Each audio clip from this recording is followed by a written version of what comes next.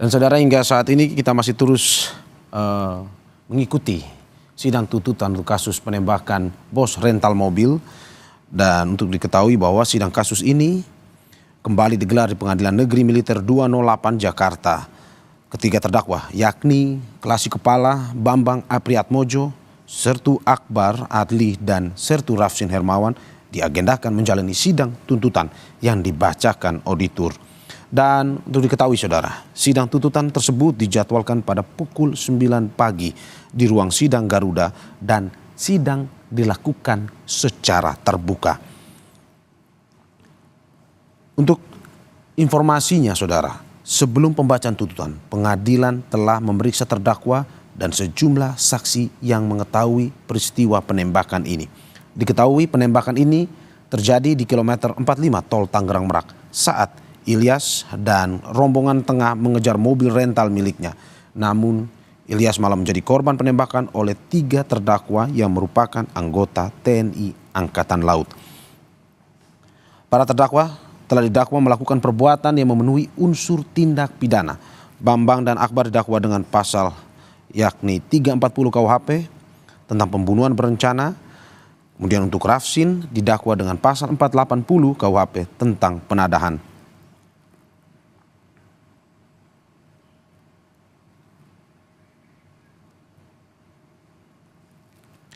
Sebelum agenda tuntutan juga saudara, Pengadilan Militer 208 Jakarta juga telah memeriksa 19 saksi yang mengetahui rentetan peristiwa penembakan Ilyas sang korban. Dari 19 saksi untuk diketahui hanya salah satu saksinya, Nengsi, yang kesaksiannya dibacakan berdasarkan berita acara pemeriksaan karena yang bersangkutan sedang sakit dan tidak bisa menghadiri persidangan. Dan untuk mengetahui secara lengkap terkait dengan sidang tuntutan kasus penembakan bos rental mobil, kita sudah terhubung dengan pakar hukum Universitas Jenderal Sudirman, Prof. Hipnu Nugroho. Prof. Hipnu, selamat pagi. Terima kasih Prof. sudah bergabung di Breaking News Kompas TV pada pagi hari ini.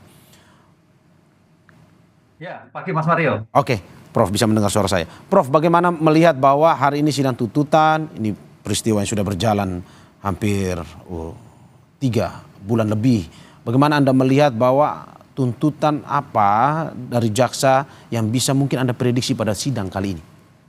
Ya, kalau kita melihat tuntutan jaksa, saya kira sama dengan tuntutan-tuntutan pada peradilan umum.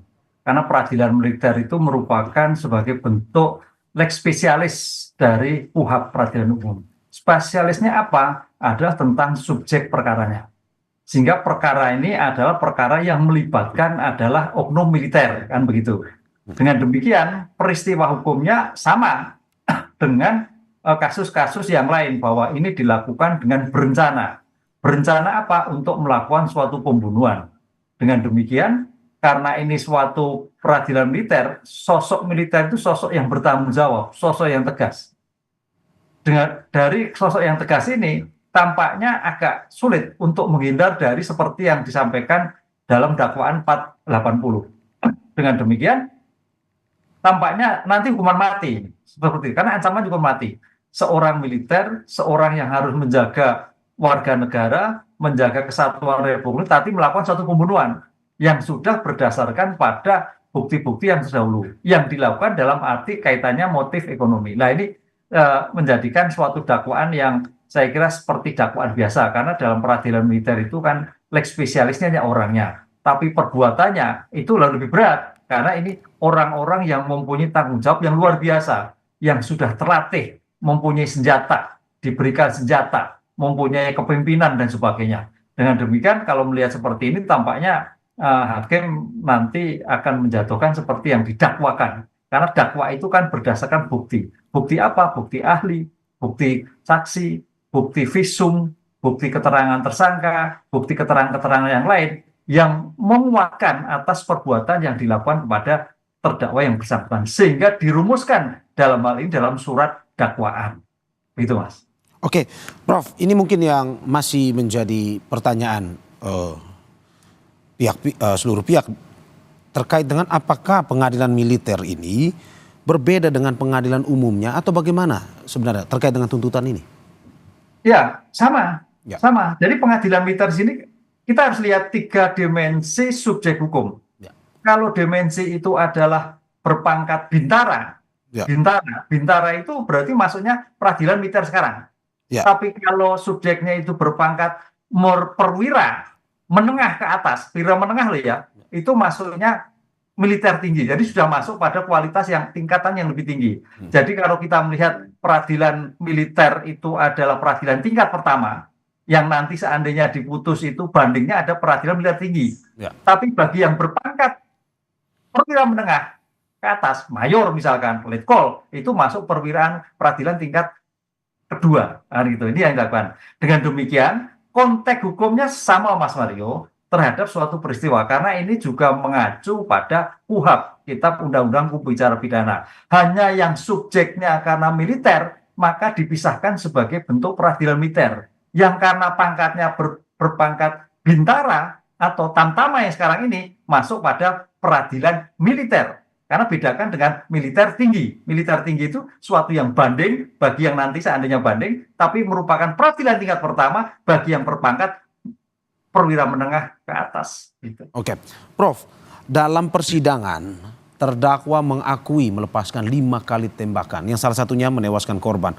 Apakah ini nantinya akan menjadi pertimbangan dalam tuntutan? Tapi sebelum dijawab kita saksikan usai jeda.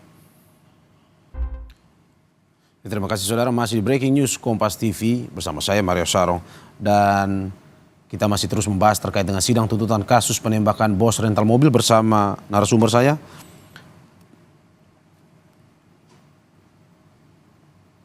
Oke, sebelum kita berdialog bersama Prof. Hipnu Nugroho, saya akan ajak Anda untuk mendengar langsung dari ruang sidang pengadilan militer Jakarta. Dengan kaca terbuka.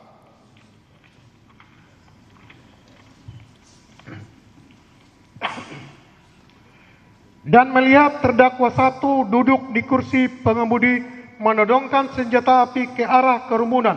Lalu saksi mendengar suara tembakan 1 kali. Mendengar tembakan tersebut, saksi menunduk di samping kanan mobil Brio dan 2 detik kemudian terdengar suara tembakan kembali. Dan saksi langsung lari ke samping Indomaret, masuk ke warung dan bersembunyi di dapur warung tersebut. Dan saat saksi di dalam dapur warung tersebut, saksi mendengar tembakan sebanyak 3 kali. Setelah tidak mendengar tembakan lagi, saksi mengintip dari warung dan melihat mobil Brio, mobil Daihatsu Sigra warna hitam pergi meninggalkan Indomaret. Bahwa selanjutnya saksi keluar dari dapur warung ke depan Indomaret dan melihat saudari Ramli, korban yang masih hidup, dengan merintih kesakitan terkapar di jalan tepatnya di samping Indomaret sambil memegang pinggang kanannya. Saudara Ramli berkata, "Tolong saya, ketembak, panas." Beberapa saat kemudian saksi mendengar ada yang berkata, "Ada yang tertembak satu lagi di Indomaret." Mendengar hal tersebut, saksi langsung masuk ke Indomaret dan melihat almarhum saudara Ilyas Abdul Rahman terlentang di Indomaret. Kemudian saksi berkata, almarhum saudara Abdul Rahman. Saudara, kita kembali untuk berdialog bersama Prof. Hipnu Nugroho, pakar hukum Universitas Jenderal Sudirman. Prof, saya akan lanjutkan pertanyaan saya tadi, Prof. Terkait dengan ini sidang sudah memasuki tuntutan. Dan dalam persidangan sebelumnya, terdakwa mengaku melepaskan 5 kali tembakan yang salah satunya menewaskan korban. Apakah pengakuan ini akan menjadi pertimbangan dalam tuntutan pada hari ini atau bagaimana, Prof? Iya, Mas Mario. Di dalam seorang militer ditanamkan sebagai bentuk pertanggungjawaban, Ya. sebagai bentuk profesionalisme. Sehingga pengakuan ini sebagai bentuk tanggung jawab dia melakukan suatu pembunuhan. Ini luar biasa. Biasanya kan mengelak, tapi di militer karena kemampuan bertanggung jawab, kemampuan profesionalisme itu dia harus diakui. Dengan demikian, kejadian ini suatu cukup menarik, pengakuan menembak itu sudah bagian dari pertanggungjawaban dia seorang militer.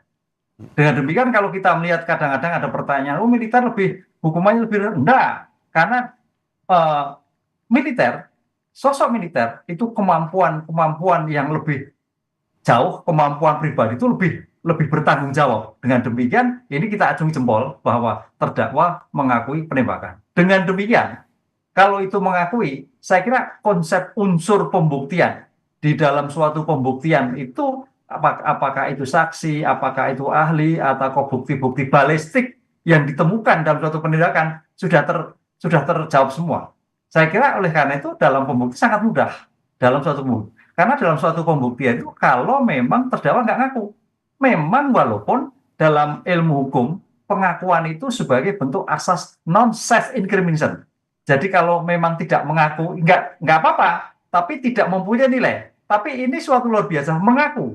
Berarti jiwa pertanggungjawabannya kita acungi jempol bahwa dia melakukan kejahatan. Begitu, Mas. Apakah juga mungkin akan misalkan karena sudah mengaku dalam arti bahwa kooperatif dalam persidangan mungkin bisa juga mengurangi tuntutan atau bagaimana, Prof, sebenarnya?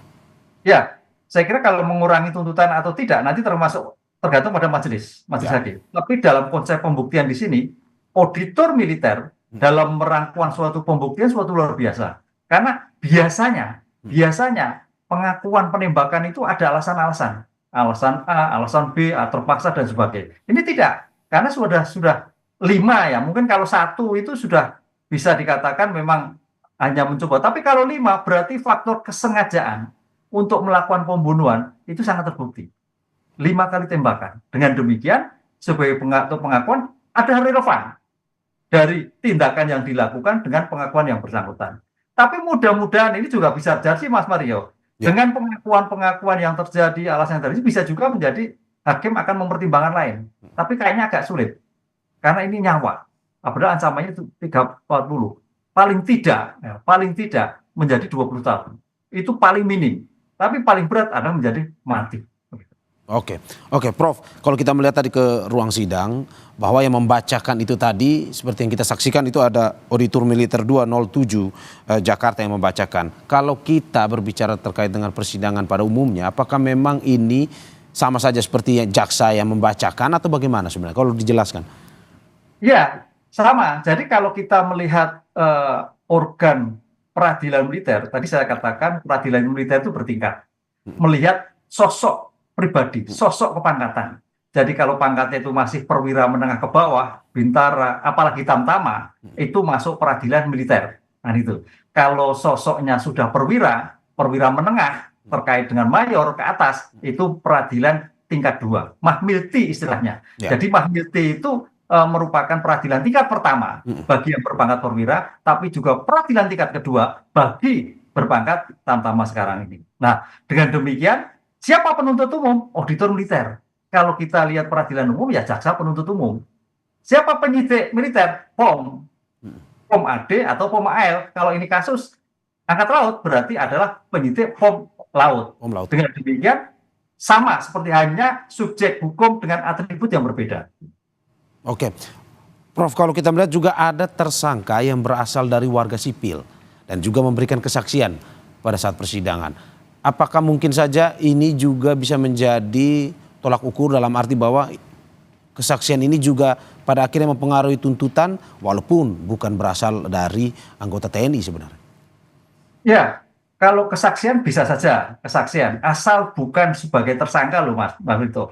Kalau tersangka sipil mau tidak mau koneksitas. Ya. Koneksi antara tunduk pada peradilan mutur dan peradilan umum. Tapi kalau tersangka sipil saya kira seperti saksi yang lain. Apa itu saksi? Adalah menjelaskan, menerangkan apa yang ia lihat, ia dengar, ia alami dalam suatu peristiwa yang bersangkutan. Sehingga kesaksian itu mempunyai nilai atau tidak tergantung apa yang ia lihat, apa yang tersangka sebut. Disitulah dia keterangan mempunyai nilai apabila bersesuaian dengan apa yang dilihat, apa yang ditemukan di dalam suatu persidangan. Oke, Prof. Ini sebelumnya dalam sidang ini Akbar Adli tersangkanya mengaku menyuruh Bambang untuk melepaskan tembakan dan ini dikatakan adalah sebuah perintah. Kalau kita lihat bahwa karena memang pangkat yang lebih tinggi memerintah ke pangkat yang lebih rendah, apakah memang ini sebenarnya bisa dikatakan tugas, dilihat sebagai sebuah tugas, ataukah karena memang ini ada korban, ini dilihat sebagai sebuah tindakan di luar tugas sebenarnya? Ya, kita melihat dalam suatu perintah itu adalah tugas atau tidak, kita lihat tujuannya. Kalau itu tujuannya adalah untuk kemanusiaan, tujuannya untuk kaitannya dengan mencegah adanya suatu kejahatan, itu baru perintah.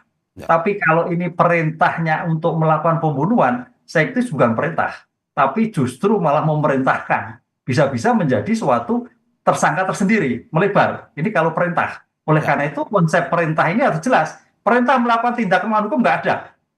Walaupun suatu perintah bisa melakukan tindakan, tapi paling tidak mengingatkan, ini melakukan pembunuhan, salah, nggak boleh. Tapi kalau perintah untuk menanggulangi kejahatan baru. Nah, disinilah saya kira harus dikembangkan lagi seandainya perintah itu apakah perintah terhadap apa. Tapi kalau kita melihat kasus ini, kayaknya perintah untuk melakukan suatu menghabisi, Mas. Jadi, ya mau tidak mau akan berkembang kalau itu ada perintah dari atasannya. Oke, pada akhirnya apakah mungkin saja tuntutan ataupun putusan ini bisa juga tidak hanya mempengaruhi bagian dari personil, tetapi juga dengan institusinya dalam arti pembinaan dan segala macam, apakah akan berpengaruh sebenarnya, Prof? Ya, Mas Mario, ini yang membedakan peradilan umum dan peradilan militer. Dalam peradilan militer itu ada namanya asas kesatuan komando. Ya. Jadi komando itu menjadikan suatu pilar penting dan asas pimpinan bertanggung jawab. Ya. Dengan demikian, kalau pimpinan bertanggung jawab itu pimpinan layaknya sebagai komandan, sebagai pelatih, sebagai teman, sebagai pamong, sebagai rekan dan sebagainya. Dengan demikian, kalau sampai terjadi ada kejahatan ini, mau tidak mau pimpinan bertanggung jawab. Oke. Ada atasannya bertanggung jawab. Oke.